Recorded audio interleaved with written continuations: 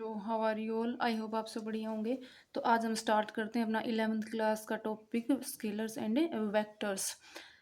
तो सबसे पहले स्केलर्स होते क्या हैं? वो फिजिकल क्वांटिटी जिसके पास सिर्फ मैग्नीट्यूड होता है। मैग्नीट्यूड क्या होता है? जो हमारे पास नंबर होते हैं, जैसे 2 आ गया, ये इसको हम क्या मैंने लिख दिया 2 मीटर, ये क्या है इसका मैग्नीट्यूड, ये इसकी क्या है यूनिट है। ठीक है। तो ऐसी क्वांटिटी जिसके पास सिर्फ मैग्नीट्यूड होता है, डायरेक्शन की बात हम नहीं करते, तो उनको हम बोलते हैं स्केलर्स। जैसे मास है, लेंथ है, टाइम है, अब वर्क है, इनको स्केलर बोलते हैं। नेक्स्ट है हमारे पास वेक्टर्स। तो वेक्टर्स क्या होते हैं? Those quantity which have both magnitude and direction. ऐसी क्वांटिटी जिसके पास मैग्नीट्यूड भी हो और डायरेक्शन भी हो, उनको हम वेक्टर्स बोलते हैं। जैसे हमारे पास डिस्प्लेसमेंट है, वेलोसिटी है, फोर्स है। जैसे फोर्स हम बताए, जैसे ये एक कोई ऑब्जेक्ट है, इसके ऊपर फोर्स इधर लग रहा है, इधर लग रहा है या इधर लग रहा है, डायरेक्शन के बगैर हम उसको डिफाइन नहीं कर सकते। ठीक है। ऐसे ही वेलोसिटी, वेलोसिटी क्या होती है? Speed plus direction. तो स्पीड तो उन्हें बता दी 50 किलोमीटर पर आवर से कोई ऑब्जेक्ट मूव कर रहा है, लेकिन वो किस डायरेक्शन में मूव कर रहा है, जब तक हम ये नहीं बताएंगे तो हम उसकी वेलोसिटी नहीं बता सकते। ठीक है। तो ऐसी क्वांटिटी को हम वेक्टर्स क्वांटिटी बोलते हैं। अब एक वेक्टर है, वेक्टर क्वांटिटी को हम रिप्रेजेंट कैसे करते हैं, उसकी नोटेशन क्या होती है? वेक्टर को दिखाते हैं हमें एक एरो के साइन से, और जो ये एरो का साइन होता है, इसमें जो ये वाला पॉइंट होता है, इसको बोलते हैं इसकी टेल, और इसको बोलते हैं हेड। तो कोई भी फिजिकल क्वांटिटी जो वेक्टर होगी उसको हम लिखेंगे एरो के साइन के साथ। जैसे कोई ए फिजिकल क्वांटिटी है और उसके ऊपर मैंने ऐसे एरो लगा दिया, तो इसका मतलब ये वेक्टर क्वांटिटी है। या इसको बोल्ड में लिख दिया, जैसे ए है ना, इसको बोल्ड में लिख दिया, अपनी एनसीईआरटी बुक में ऐसे ही लिखा हुआ है। वेक्टर क्वांटिटी को हम बोल्ड में भी लिखते हैं, या तो एरो लगा दो या बोल्ड में लिख दो। ठीक है। अब वेक्टर्स है हमारे पास 2 टाइप्स के होते हैं, एक तो पोलर वेक्टर, एक होता है एक्सियल वेक्टर्स। तो पोलर वेक्टर कौन से होते हैं? जिनके पास एक स्टार्टिंग पॉइंट होता है। पोलर वेक्टर जिसके पास स्टार्टिंग पॉइंट होता है, इसका मतलब क्या है कि जैसे डिस्प्लेसमेंट है, तो ऐसे स्ट्रेट लाइन में कोई ऑब्जेक्ट मूव कर रहा है, तो ये क्या है? इसका स्टार्टिंग पॉइंट है, ये इसका यहाँ तक गया तो इसका एंडिंग पॉइंट हो जाएगा। लेकिन एक्सियल मतलब कोई ऑब्जेक्ट ऐसे सर्कुलर मोशन कर रहा है, अब सर्कुलर मोशन में जब ये मूव करेगा तो हमें इसका स्टार्टिंग और एंडिंग पॉइंट नहीं पता ना, तो ये क्या हो जाएंगे? ऐसे एक्सियल वेक्टर हो जाएंगे। और जो इसका एक्सिस ऑफ रोटेशन होगा वो कहाँ से पास करेगा? इसके सेंटर से। ये क्या हो जाएगा? इसका एक्सिस ऑफ रोटेशन हो जाएगा, एक्सिस ऑफ रोटेशन। नेक्स्ट हमारे पास है मॉडुलस ऑफ वेक्टर। तो मॉडुलस मॉडुलस क्या होता है? कोई भी वेक्टर है उसके मैग्नीट्यूड को हम मॉडुलस बोलते हैं। इसको लिखते कैसे हैं? जैसे कोई ए वेक्टर है और मैंने लिख दिया ये 2 पैरेलल लाइन लगा दी, तो इसको बोलते हैं मॉडुलस ऑफ ए वेक्टर, या इसका मैग्नीट्यूड ऑफ ए वेक्टर। कोई भी एक वर्ड आप यूज कर सकते हो। 2 पैरेलल लाइन लगा दी किसी भी वेक्टर क्वांटिटी के साथ। नेक्स्ट है हमारे पास यूनिट वेक्टर। यूनिट का मतलब क्या होता है? यूनिट का मतलब होता है 1। तो ऐसे वेक्टर जिसका मैग्नीट्यूड 1 हो जाए, यानी कि अगर मैं लिख दूं ये वेक्टर है, उसका जो मैग्नीट्यूड है वो किसके इक्वल है? 1, तो ये क्या हो जाएगा? यूनिट वेक्टर हो जाएगा। अब इस यूनिट वेक्टर की एक स्पेशल नोटेशन होती है, इसको हम लिखते हैं कैप के साइन के साथ। जैसे ये वेक्टर है, इसका यूनिट वेक्टर मुझे लिखना है, तो इसके ऊपर ऐसे कैप लगा दी, इसको कैप बोलते हैं। ठीक है। तो ए कैप, ये क्या हो जाएगा? Unit vector of A, unit vector of A हो जाएगा। अगर हमें किसी का यूनिट वेक्टर, किसी वेक्टर का यूनिट वेक्टर निकालना, तो इसके लिए हमारे पास एक फॉर्मूला होता है, वेक्टर अपॉन इट्स मैग्नीट्यूड। ऐसे निकालते हैं, वेक्टर अपॉन इट्स मैग्नीट्यूड। ए यूनिट वेक्टर का फॉर्मूला होता है ये। अब एक क्वेश्चन से देख लेते हैं, तब समझ में आएगा। अगर हमें यूनिट वेक्टर निकालना है इस वेक्टर का, तो कैसे निकालेंगे? हमने मान लिया ए वेक्टर दे रखा है हमें, ये 4i cap minus 3j cap plus K cap. तो ए यूनिट वेक्टर का फॉर्मूला लिख देंगे पहले। ए यूनिट वेक्टर किसके इक्वल हो जाएगा? ए यूनिट वेक्टर किसके इक्वल हो जाएगा? वेक्टर अपॉन इट्स मैग्नीट्यूड, या इसका मॉडुलस। तो सबसे पहले ए मॉडुलस हम कैसे निकालेंगे? किसी भी वेक्टर का मैग्नीट्यूड कैसे निकालते हैं? जो यहाँ पे ये आई कैप है, इसका जो कोफिशिएंट है, अगर मैं इसकी नोटेशन लिख दूँ, ये ऐसे लिखा हुआ है ए x i cap plus A Y j cap plus A Z के कैप। तो ए का मॉडुलस किसके इक्वल हो जाएगा? ए मॉडुलस हो जाएगा ए एक्स स्क्वेयर प्लस ए वाई स्क्वेयर प्लस ए जेड स्क्वेयर, और इसका हम क्या करते हैं? अंडर दी रूट करते हैं। तो अब ये देखो आई कैप जे कैप के कैप हमारे क्या होते हैं? ये यूनिट वेक्टर है, इनकी नोटेशन फिक्स कर रखी है कि अगर हमारे पास देखो ये एक्स एक्सिस है, ये वाई एक्सिस है और ये जेड एक्सिस है, तो एक्स एक्सिस के अलोंग जो यूनिट वेक्टर हम लेते हैं वो होता है आई कैप, और जो वाई एक्सिस के अलोंग लेते हैं वो यूनिट वेक्टर होता है जे कैप, और जो जेड एक्सिस के अलोंग यूनिट वेक्टर हम लेते हैं वो उसको लिखते हैं के कैप। तो जहाँ पे भी आई कैप लिखा हुआ है इसका मतलब एक्स एक्सिस के अलोंग है, और जे कैप लिखा है तो वाई एक्सिस के अलोंग, और के कैप लिखा है तो जेड एक्सिस के अलोंग है। तो अब ए का मॉडुलस निकाल देंगे हम। ए मॉडुलस क्या हो जाएगा, ए एक्स का स्क्वायर यानी कि 4 का स्क्वायर 16 प्लस ए वाई का स्क्वायर 9 प्लस ए जेड का स्क्वायर 1, और इसका हो जाएगा अंडर द रूट, तो ये आ जाएगा हमारे पास अंडर द रूट 26। तो इसका यूनिट वेक्टर क्या हो जाएगा, ए का यूनिट वेक्टर हो जाएगा ए वेक्टर यानी 4 I cap minus 3 J cap plus K cap divide by under the root 26। Clear. Next हमारे पास इक्वल वेक्टर्स, जैसा कि नेम से ही पता लग रहा है हमें, इक्वल का मतलब सेम मैग्नीट्यूड होगा। इक्वल तो मैग्नीट्यूड होगा उनका और सेम डायरेक्शन होगी। जैसे हमारे पास दो वेक्टर हैं, एक वेक्टर ए है और एक वेक्टर बी है, तो नोटेशन कैसे लिखते हैं वेक्टर को, ये लिख दिया हमने वेक्टर ए, और इन वेक्टर ये लिख दिया हमने वेक्टर बी। तो इनका मैग्नीट्यूड क्या होगा, सेम। मैग्नीट्यूड किससे पता लगता है हमें, जो ये वेक्टर की लेंथ है ना, ये वाली लेंथ, ये होता है इसका मैग्नीट्यूड। तो वेक्टर ए और बी मैग्नीट्यूड सेम है और डायरेक्शन भी क्या होगी इनकी, सेम होगी। ऐसे वेक्टर को हम इक्वल वेक्टर बोलते हैं।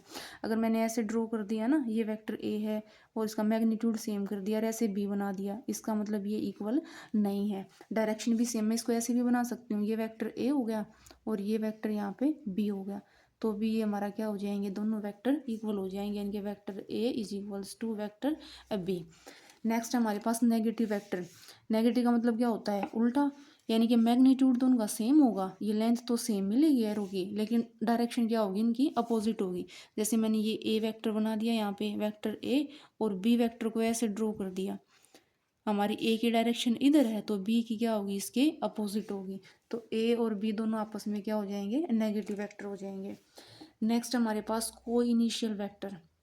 को इनिशियल, इनिशियल का मतलब क्या होता है, स्टार्टिंग, और को का मतलब क्या होता है, सेम, यानी कि जिनका स्टार्टिंग पॉइंट सेम हो जाए। जैसे ये एक पॉइंट है, मैंने यहाँ से ए वेक्टर ड्रॉ कर दिया और यहीं से मैंने एक दूसरा वेक्टर बी ड्रॉ कर दिया, तो ए और बी हमारे पास क्या हो जाएंगे, को इनिशियल वेक्टर्स हो जाएंगे। नेक्स्ट है को लीनियर। लीनियर का मतलब लाइन और को का मतलब सेम, यानी कि ऐसे वेक्टर जो सेम लाइन या पैरेलल लाइंस के अलोंग लाई करते हैं, उनका मैग्नीट्यूड सेम भी हो सकता है और सेम नहीं भी हो सकता। जैसे कि मैंने यहाँ पे ड्रॉ कर दिया वेक्टर ए और एक वेक्टर यहाँ पे ड्रॉ कर दिया मैंने वेक्टर बी, तो ए और बी का मैग्नीट्यूड डिफरेंट है, लेकिन क्या है, ये पैरेलल है, एक ही लाइन एक ही डायरेक्शन में मूव कर रहे हैं ये हमारे पास, तो क्या हो जाएंगे, ये को लीनियर वेक्टर हो जाएंगे। अगर मैं इसको ऐसे ड्रॉ कर दूँ, ये वेक्टर ए है और ये वेक्टर बी है, तो भी क्या हो जाएंगे, को लीनियर हो जाएंगे। अब देखो किसी को यूँ डाउट हो कि इसमें क्या डिफरेंस रह गया हमारे पास इक्वल वेक्टर और को लीनियर में। इक्वल में तो उनका जो मैग्नीट्यूड है ना वो बिल्कुल सेम होगा, लेकिन को लीनियर में ऐसा नहीं है कि उनका मैग्नीट्यूड सेम हो, वो अलग भी हो सकता है। ठीक है। नेक्स्ट हमारे पास को प्लेनर। प्लेन और को का मतलब सेम, यानी कि जो वेक्टर हमारे पास एक ही प्लेन में लाई करते हैं, ऐसे वेक्टर को हम को प्लेनर वेक्टर्स बोलते हैं। जैसे मैंने वेक्टर ड्रॉ कर दिए यहाँ पे, ये वेक्टर ए है, इधर वेक्टर बी ड्रॉ कर दिया और इधर एक और वेक्टर सी ड्रॉ कर दिया, तो ये तीनों वेक्टर क्या है, सेम इसी एक प्लेन के स्पेस के अलोंग लाई कर रहे हैं, तो ऐसे वेक्टर्स को हम क्या बोलेंगे, को प्लेनर वेक्टर्स। नेक्स्ट और मोस्ट इम्पोर्टेंट, बार बार हमारी फिजिक्स में यूज होने वाला टॉपिक है पोजीशन वेक्टर और डिस्प्लेसमेंट वेक्टर। तो पोजीशन वेक्टर क्या होता है, हमें डिस्टेंस बताता है from origin and direction from origin. जैसे हमारे पास कोई ये लाइन ड्रॉ की मैंने ऐसे, ये क्या होता है, ओरिजिन होता है, ये एक्स एक्सिस, इधर एक्स एक्सिस और ये होता है वाई एक्सिस। तो कोई पॉइंट मैंने, कोई ऑब्जेक्ट है जैसे मूव कर रहा है और वो मूव करते करते यहाँ पे पहुँच गया, तो मुझे ये बताना है उसकी पोजीशन क्या है। तो पोजीशन कैसे पता लगेगी, ओरिजिन के रिस्पेक्ट में उसकी डिस्टेंस कितनी है। तो जो वेक्टर इसको डिफाइन करेगा इस पोजीशन को, वो हमारे पास क्या हो जाएगा, पोजीशन वेक्टर हो जाएगा। इसको डिनोट करेंगे, ऐसे ड्रॉ कर देंगे लाइन लगा के, ये एरो का निशान लगा दिया। अब वो ऑब्जेक्ट यहाँ से मूव करता हुआ यहाँ पे पहुँच गया, ठीक है, तो ये इसका ओरिजिन से है, या इस पॉइंट के लिए पोजीशन वेक्टर हो जाएगा ये वाला। और अब नेक्स्ट आता है हमारे पास डिस्प्लेसमेंट वेक्टर, कि उसकी डिस्प्लेसमेंट क्या हुई, यानी कि यहाँ से यहाँ तक अब वो मूव कितना हुआ है। तो जो ये लाइन ड्रॉ करेंगे हम, ये वाली, ये उसका क्या हो जाएगा, डिस्प्लेसमेंट वेक्टर हो जाएगा। ये ओरिजिन पोजीशन वेक्टर को जर्नली हम डिनोट करते हैं R1 पोजीशन वेक्टर, और ये हो जाएगा इसका R2 पोजीशन वेक्टर। और अब ये डिस्प्लेसमेंट वेक्टर किसके इक्वल आएगा, R1 माइनस R2 के इक्वल हो जाएगा ये वाला डिस्प्लेसमेंट वेक्टर। अगर इस पॉइंट का नेम मैंने रख दिया ए और इसका रख दिया मैंने बी, तो जो हमारे पास पोजीशन वेक्टर है वो क्या हो जाएगा, ओ ए। और ओ ए पोजीशन वेक्टर को हम कैसे लिख सकते हैं, x i cap plus Y j cap. और ये जो दूसरा पोजीशन वेक्टर है ओ बी, इसको मैं क्या लिख सकती हूँ, X dash I cap plus Y dash J cap. तो अब जो ये ए बी है ना हमारे पास डिस्प्लेसमेंट वेक्टर हो जाएगा, ए बी क्या हो जाएगा, डिस्प्लेसमेंट वेक्टर।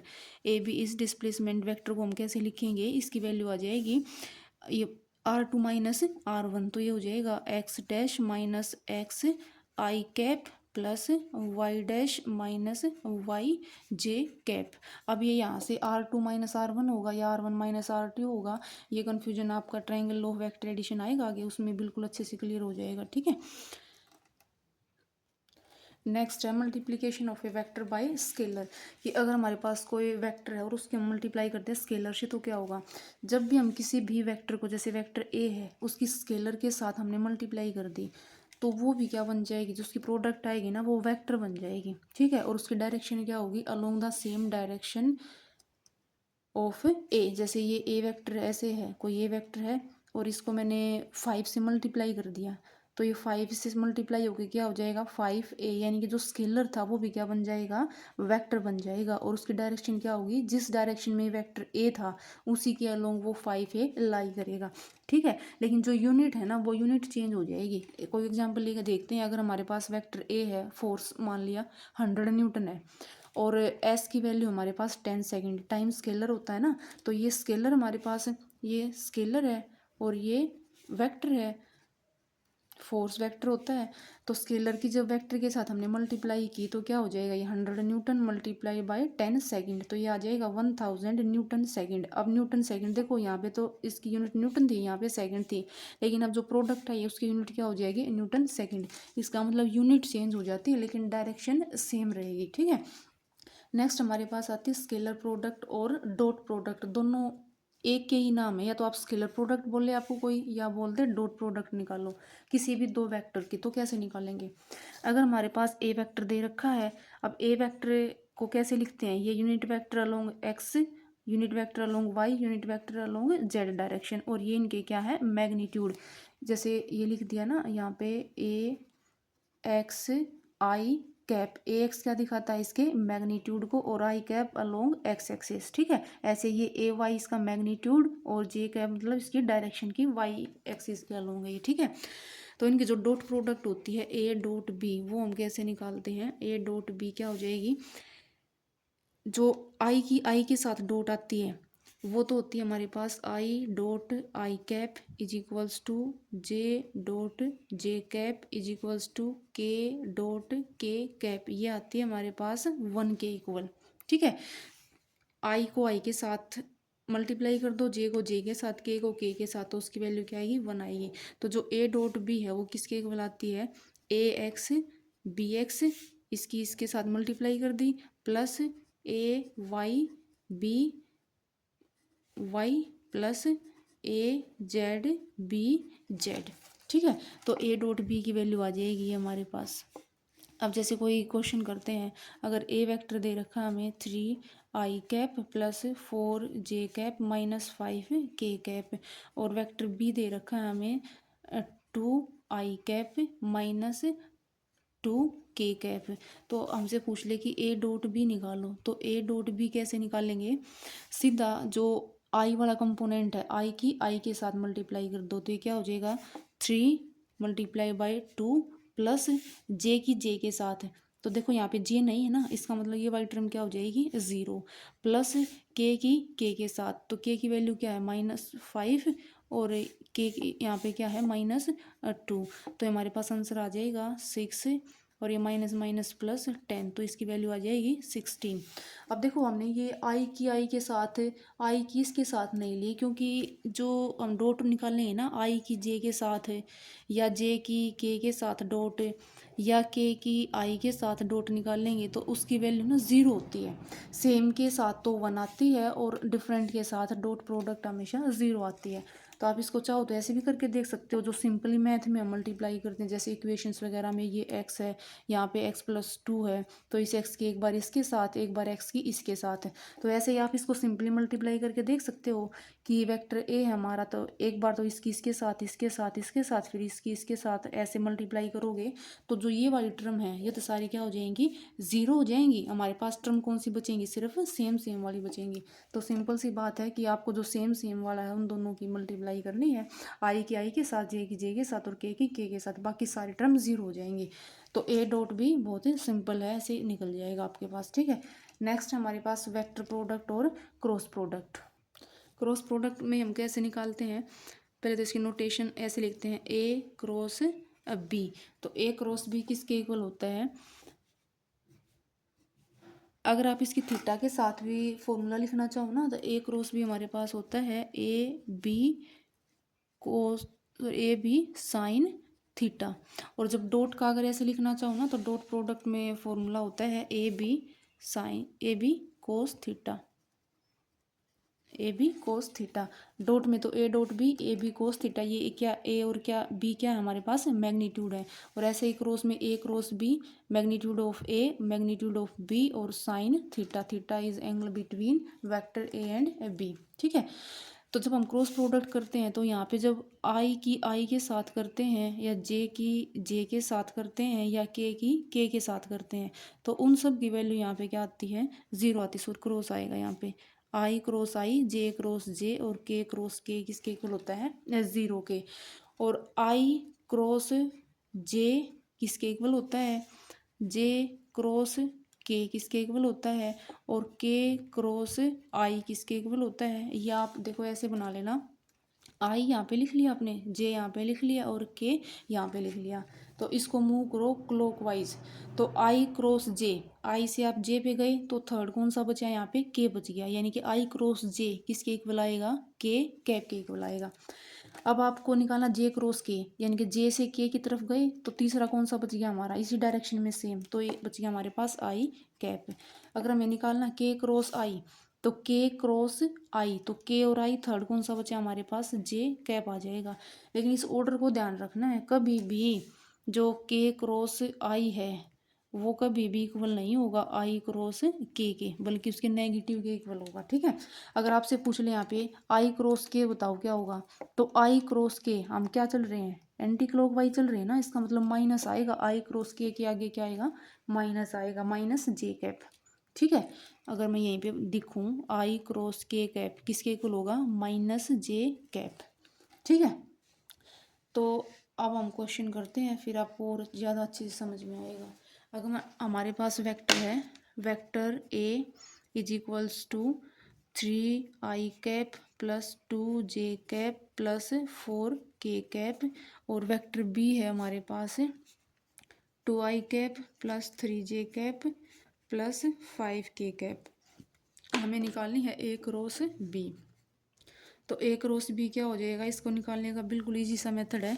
आप ये आई जे के लिख लो यहाँ, सबसे पहले आई जे और के कैप।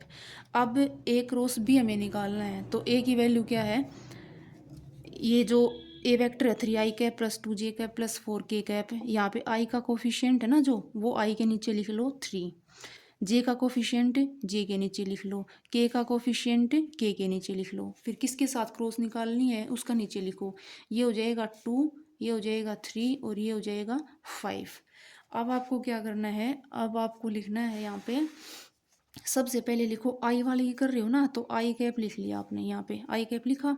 अब जहाँ पे आई कैप है उसको तो आपने कवर कर लिया, ठीक है। ये कवर करने के बाद क्या बचा, जो बचे हैं हमारे पास ये, इनकी क्रॉस मल्टीप्लाई कर दो, तो ये हो जाएगा हमारे पास 2 5 जा 10, और माइनस का साइन के साथ यहाँ पे क्या आ जाएगा 4 3 जा 12। अब जहाँ नेक्स्ट क्या है, जे के आगे आपको लगाना है यहाँ पे माइनस का साइन, माइनस जे कैप। अब जे कैप को कवर कर लिया, बाकी जो बच गया उनकी क्रॉस प्रोडक्ट 3 की 5 के साथ और 4 की 2 के साथ, तो ये आ जाएगा हमारे पास 15 माइनस 8। फिर लिखोगे प्लस के कैप, के कैप यहाँ पे इसको कवर कर लिया, ये हो जाएगा 3 3 जा 9 माइनस 4, तो ये आ गया 9 माइनस 4। अब इसको सिंप्लीफाई कर दो, ये हो जाएगा -2 आई कैप माइनस 15 माइनस 8 हो जाएगा हमारे पास 7 -7 जे कैप, और ये हो जाएगा +9 माइनस 4 5 के कैप हो जाएगा। ठीक है, अब आपको ये भी ध्यान रखना है, ऐसा नहीं करना कि आपसे ए क्रॉस बी पूछा है और आप बी वाले को ऊपर लिख दो। जिसके साथ आपको क्रॉस निकालनी है, जिसके साथ क्रॉस निकालनी है, ऊपर वाले को ऊपर लिखोगे और नीचे वाले को नीचे लिखोगे। कभी भी आपका जो ए क्रॉस बी है, ए क्रॉस बी इक्वल नहीं होता बी क्रॉस ए के। चाहे आप इसी क्वेश्चन में बी क्रॉस ए निकाल के देख लेना, जो बी क्रॉस ए की वैल्यू आएगी ना, वो आपके पास माइनस के साइन के साथ आएगी। मैं बगैर सोल्व की बता देती हूँ आपको, और आप निकाल के देख लेना। ठीक है, और बताना मुझे कमेंट में कि यही वैल्यू आई या नहीं आई। बी क्रॉस ए की वैल्यू निकालोगे तो ये आएगी 2 I cap +7 J cap -5 K cap, ये वैल्यू आएगी। ठीक है, ये क्वेश्चन आपके लिए होमवर्क है। वेक्टर ए दे रखा है, वेक्टर बी दे रखा है, और आपको B cross A find out करना है। मुझे इस क्वेश्चन को सोल्व करके कमेंट में इसका आंसर ज़रूर बताना, मैं बताऊंगी आपको ठीक है या गलत है। आई होप आपको वीडियो अच्छी लगी होगी, तो वीडियो को प्लीज़ लाइक कर देना, शेयर कर देना, और चैनल को ज़रूर से ज़रूर सब्सक्राइब कर देना। Thank you and have a nice day.